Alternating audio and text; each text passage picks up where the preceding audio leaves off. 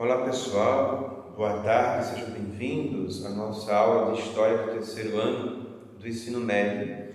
Gente, nós vamos continuar a estudar a história do Brasil, só que agora vamos ver uma nova realidade da história do nosso país, do Brasil. Nas últimas aulas, eu tinha trabalhado com vocês sobre os chamados governos populistas, o populismo na América Latina, em especial o populismo no Brasil, onde nós vimos sobre governos de Getúlio Vargas, Juscelino Kubitschek, o famoso JK, também vimos o governo de Jânio Quadros, vimos o governo de João Goulart, também conhecido como Jango, e o final do governo de Jango para o início da nova fase na história do Brasil, que foi o chamado regime militar por alguns, por outros, ditadura militar. Mas o fato é um momento da história do Brasil em que, durante 21 anos, o Brasil foi governado pelos militares. Então, no dia 31 de março de 1964, começou o chamado que nós chamamos na história por alguns dos anos de chumbo, os militares no poder. Então, com esta data de 31 de março de 1964, João Goulart, ele foi derrubado no poder. E, claro, além de Jango, as pessoas que tinham a ideia de um governo comunista, como na época o governador do Pernambuco, Miguel Arraes, também o governador do Rio Grande do Sul, Leonel Brizola. Então essas pessoas saíram do poder e os militares começaram a se preparar para governar o Brasil. E surgiu o que nós chamamos os atos institucionais, que é o chamado AI-1, AI-2, AI-3, AI-4, AI-5, foram vários atos institucionais. E o primeiro ato institucional, que é o chamado AI-1, ele trouxe na sua ideia a questão de Castelo Branco. Ele foi nomeado presidente da República do Brasil. Então o ato institucional número 1, ele instituiu como presidente da República Castelo Branco. E com a nomeação de Castelo Branco, é um militar que chega ao poder. O primeiro dos militares no ciclo do governo militar no Brasil, de 21 anos, de 64 a 85.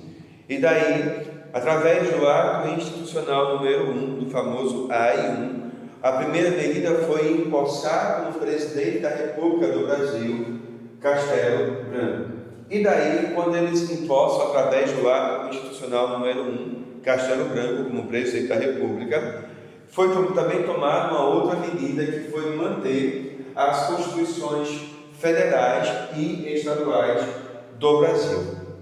Depois, o mesmo ato, o ato institucional número 1, ele também vai estabelecer o seguinte, que era a escolha do presidente, ele poderia alterar as leis e até mesmo, se ele quisesse, ele poderia alterar a Constituição do Brasil. Então, um governo agora centralizado nas mãos dos militares. Uma luta contra a ideia comunista que se espalhava, tanto que na época tinha as ligas camponesas, com destaque para Julião, que era o grande líder dos camponeses, e a Liga Camponesa fazia oposição a essa forma de governo. E por esse motivo, os militares ficavam em cima, ficavam de olho na questão das ligas camponesas. Então, é este primeiro ato institucional que já consegue centralizar nas mãos do presidente. O primeiro deles, vamos trabalhar presidente por presidente. Hoje é trabalhar a ideia de Castelo Branco, esse governo de Castelo Branco, que através dos atos institucionais começa a governar o nosso país, começa a governar o Brasil. Então essas foram as primeiras medidas do chamado AI-1, que é ato institucional número 1. Depois vem o chamado ato institucional número 2. E daí o AI-2, ele determinou a extinção dos partidos políticos. Então, os partidos que existiam no Brasil, a partir do ato institucional número 2, esses partidos foram extintos oficialmente do Brasil, E daí vai surgir, na história do Brasil, eles criaram apenas dois países. Aliás, desculpa, criaram apenas dois partidos. O primeiro deles, a Aliança Renovadora Nacional. A Aliança Renovadora Nacional era mais conhecida, gente, como a chamada Arena. E a Arena, que era a Aliança Renovadora Nacional, ela era ligada aos militares. Então a Arena era apoiada, a Arena era ligada aos militares. E como só foram criados dois partidos, então tinha outro partido que era o Movimento Democrático Brasileiro, chamado de MDB. O MDB, ele fazia uma leve oposição ao governo militar. Também nesse período do governo militar foi criado o Fundo de Garantia por Tempo de Serviço, o famoso FGTS, que nós conhecemos hoje. Depois do ato constitucional número 2, ainda Castelo Branco, ainda no governo de Castelo Branco, mais especificamente no ano de 1967, ele vai criar o ato institucional número 3 e o ato institucional número 4, o famoso AI1 e AI4. No ato institucional número 3, o chamado AI3, ele acabou com o voto direto. Então, a partir do ato institucional número 3, se extinguiu, se acabou a questão do voto,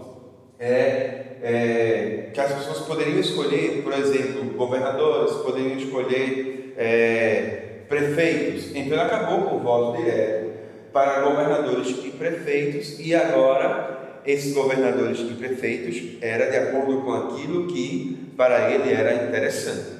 Então isso foi chamado AI3, o fim do voto direto para governadores e para prefeitos. Depois vem o chamado ato institucional número 4. O ato institucional número 4, que é o AI4, ele vai trazer a ideia da centralização do poder. A centralização do poder nas mãos de quem? Nas mãos do presidente. Então, vem a chamada centralização do poder. E também, além da centralização do poder, o AI4 vai trazer a lei de imprensa. E esta lei de imprensa é uma lei na qual a imprensa vai ser censurada. Então, a censura da imprensa. E daí foi o ato institucional número 4. Então, assim a gente vê a forma de governo de Castelo Branco, que foi o primeiro dos militares. Então, é o primeiro governo militar de Castelo Branco que ele vai instituir os atos institucionais número 1, 2, 3 e 4. AI1, AI2, AI3 e AI4. Na próxima aula, a gente continua agora com outro governo militar e vendo a instalação do AI5, o ato institucional número 5, tá certo? Que foi um dos atos mais conhecidos na história do Brasil, o AI5. Gente, com isso, nós vamos terminando o governo de Castelo Branco, não é? Quando ele, em 1967, ele vem com a ideia do ato institucional número 3 e o ato institucional número 4, e daí com AI3 e AI4 ele vai concluindo a forma de governo dele, tá ok? Gente, por hoje é só. Fiquem com Deus, se cuidem. Até a nossa próxima aula. Mandem para mim um resumo. Também mandem para mim a atividade respondida ainda hoje. Se cuidem e fiquem com Deus.